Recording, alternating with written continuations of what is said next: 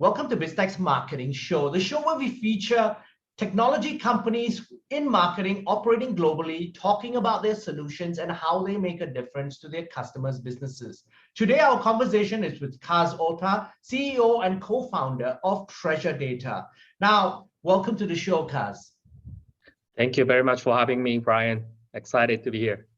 Now, Kaz, for a start, give us an overview of Treasure Data and what you do. Yeah, so Treasure Data is a B2B SaaS company, software as a service company. So we're providing cloud software called CDP, Customer Data Platform. We now have around 600 people across 20 countries and providing the global enterprise software for many of the global brands. And what inspired you and your co-founders to start Treasure Data? Yeah, I majored in computer science, and my specialty was HPC, high performance computing. And my professor has built the world's fastest supercomputer at the time. And I was a part of the team to build the file system for that supercomputer. So that experience actually gave me an opportunity to handle large amount of the data. And I also realized that, okay, the power of data as well. So that experience turned into this idea of providing world's trusted and secure customer data platform in the cloud. Okay, that's interesting. So I want to zoom in a little bit more around customer problems and key problems. What are some of the key problems that you're trying to solve with Treasure Data? Exactly. So you as a consumer is having a lot of bad experience with the brands. For example, I've been using internet cable company service for 11 years here in Bay Area. And I have the highest tier internet service subscribed. Every time I call them, I need to wait like 30 minutes. They don't know anything about me after 11 years. And they're asking my phone number, even though I'm calling from my phone. And they are transferring the line to another and they're asking my phone number again. And it's just like so bad. They don't know anything about me, right? So that's a frustration as a consumer. At the same time, if you go to on the enterprise side, the problem is you have so many data silos about your customers and consumers, whether it's from CRM and web and mobile and support services and billing system and all these. And a lot of businesses also acquired a lot of business lines. So each businesses or each brand has different systems. That's why a lot of customer data gets siloed and the brand or businesses doesn't know about you as a customer. And then providing one bad customer experience will let them leave you from not and then churning and as a result. So Kaz, so to summarize this, what it is there is a lack of a single comprehensive view of the customer. Yeah. Exactly. And so how are current solutions failing? I'm sure that there's a lot of current solutions out there. Where are the gaps? Yeah, it's just, there are a lot of cloud systems and software evolved. There are so many on-prem software ecosystem. There are so many legacy systems available, right? And there are so many data tools like data warehouse and ETL and all these, but none of the tool allows the enterprise to consolidate customer data in one place. Also at the same time, honoring consumer data privacy, governance, and security. And that's why the category called CDP is becoming more critical software category, where CDP can consolidate data from hundreds, sometimes thousands of data sources into one while honoring the privacy inside. And then you can use this data for various marketing, customer support, and sales activities. So Kaz, I'm going to come back to you a little bit later on that, and we want to drill down a little bit on your solutions. But give us a primer on one of the things basically this basically skirts, which is basically personalization and hyper-personalization. Yeah. Could you give us some insights, like a 101 primer in terms of hyper-personalization? Right now, what is happening right now is, according to McKinsey, 60% of customer journey is now happening in the digital world. And this percentage gets tripled after pandemic.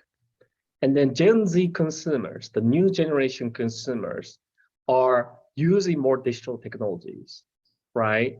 So when it comes to hyper-personalization, those new digital age consumers already assume that you as a business understand me and you are personalizing my experience by data and better experience. And then, it's just a, expectation from the consumer is already there because those consumers are interacting with Google, Apple, Microsoft, all of the digital disruptors product.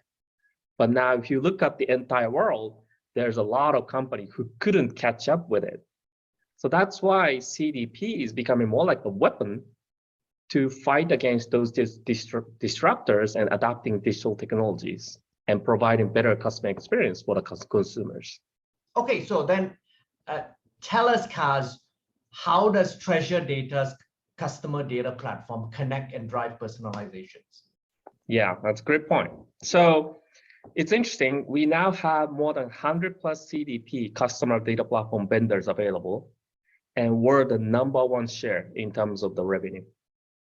And the reason why we're winning in this market is one, we have a really, really comprehensive set of what we call integrations, whether it's a marketing technology stack, IT technology stack, cloud stack, on-prem software, legacy stack.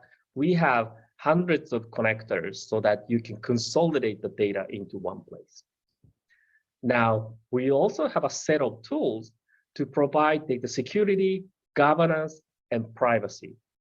So if you look at what is happening right now, 150 countries out of 200 countries implemented the consumer data protection law, starting from GDPR in Europe and CCPA in California. And a lot of countries right now is following the stricter consumer data protection law as a trend, right?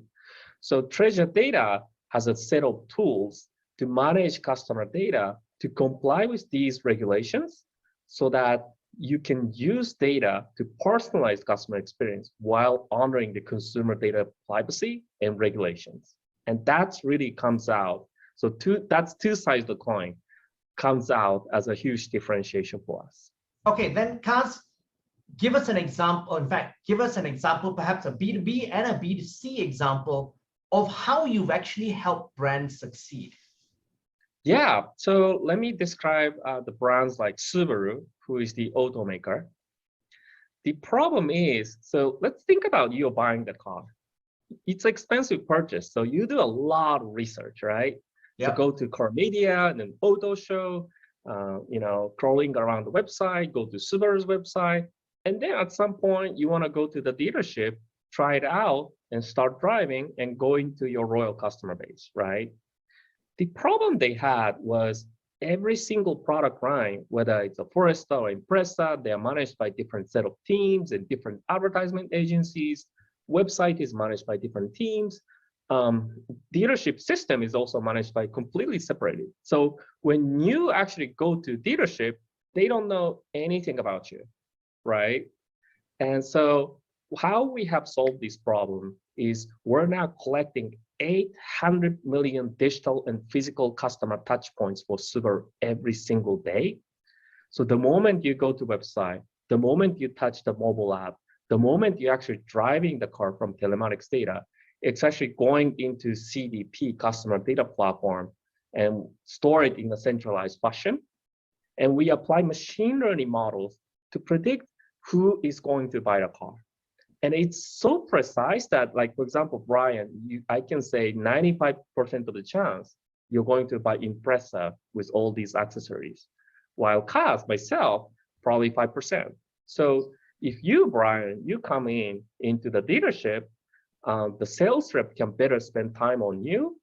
And that actually increased the dealership conversion rate from 17% to 31%, and then created hundreds of millions of dollars of revenue increase. So this is a great example of consolidating real-time data from digital and physical world, apply machine learning, and predict what consumer is going to do next. Kaz, I want to ask you something specific, because in certain markets, like Japan, for example, car buying is is almost a very relationship-driven exercise. So the car salesman in the past would probably have sold the car to your father, your grandfather, and then now when you're looking for a car, he will come and visit you. How do you then enhance that whole experience? And I use Japan as one example. There are other different examples in different markets. How does treasure data then exist in that sort of relationship? Yeah, I mean, simply speaking, first of all, industry changing because Tesla is now just a credit card swipe on the website. The entire industry needs to catch up with that, right? But at the same time, like you mentioned, you already have a lot of relationship with existing customers.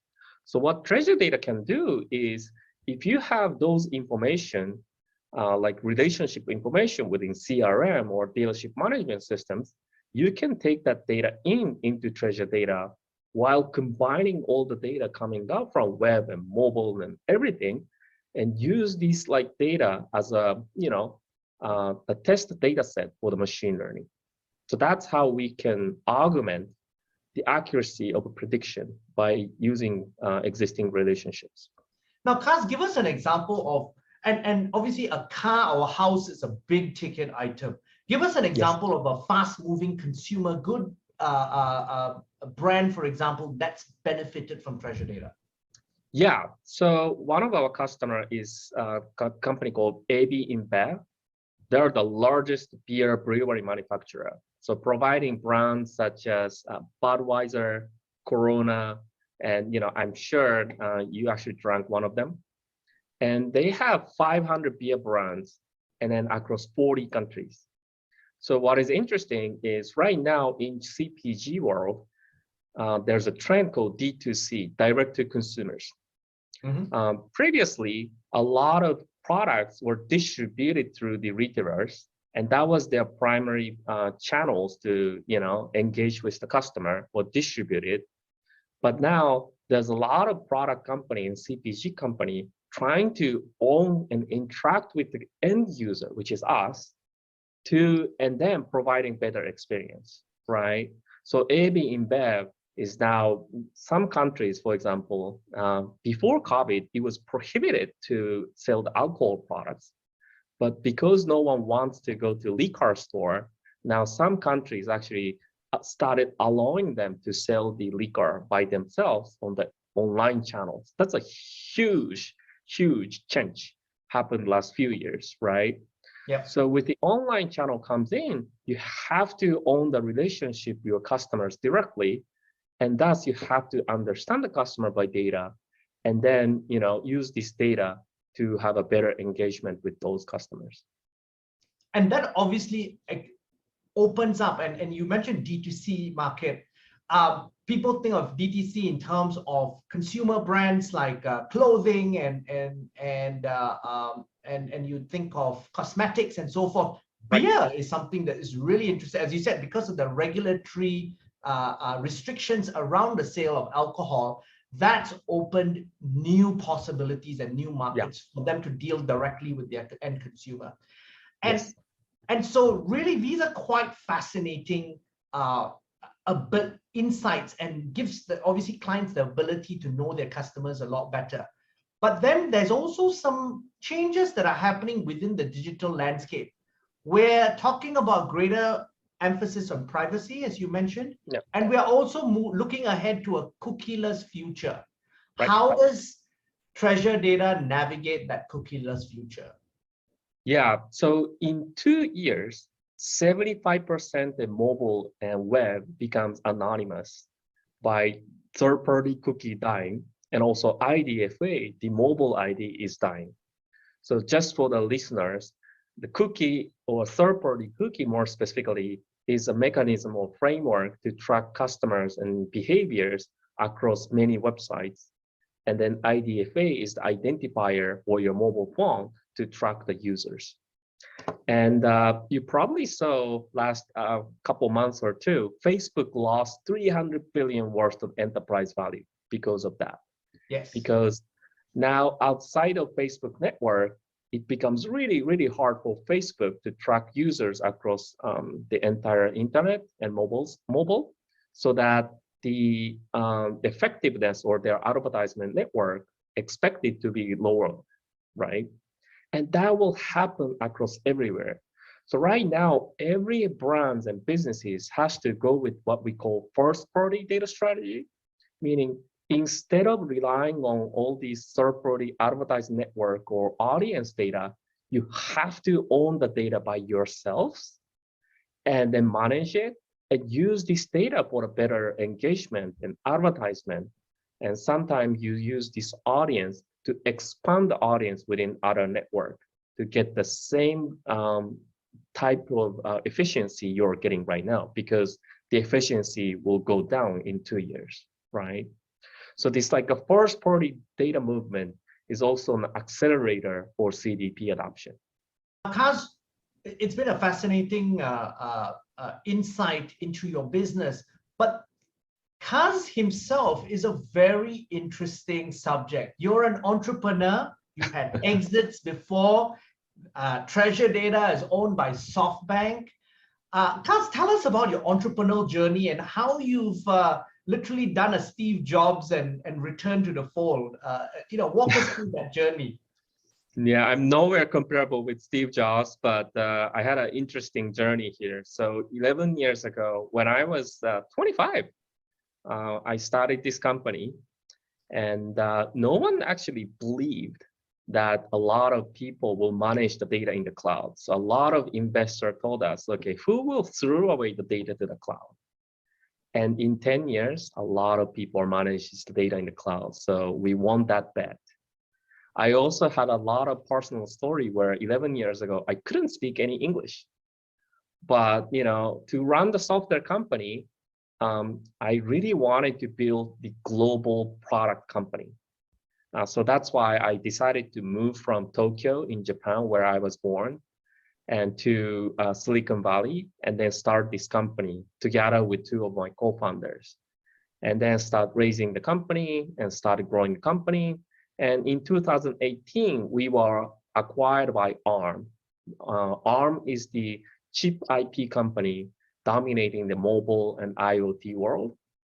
And what is happening is after 18 months of acquisition, maybe it's a typical entrepreneurial cycle, but I left the company. But last year, we got a call from Masa, who is the head of SoftBank Group, saying, Kaz, data is one of the fast growing market. If you look at Snowflake or Databricks, they're growing at a huge scale. So Treasure Data has an opportunity to grow like that. And at the same time, he also believes the founder-led company. So he really wanted for us to come back to the company and run again. And then, simply speaking, I came back to the company in June 1st, and then I spent 9 months as a CEO. I started as a CTO, Chief Technology Officer, but now overseeing the entire company. And it has been quite a journey for 11 years, but now I have an ambition to scale this company further. So exciting time.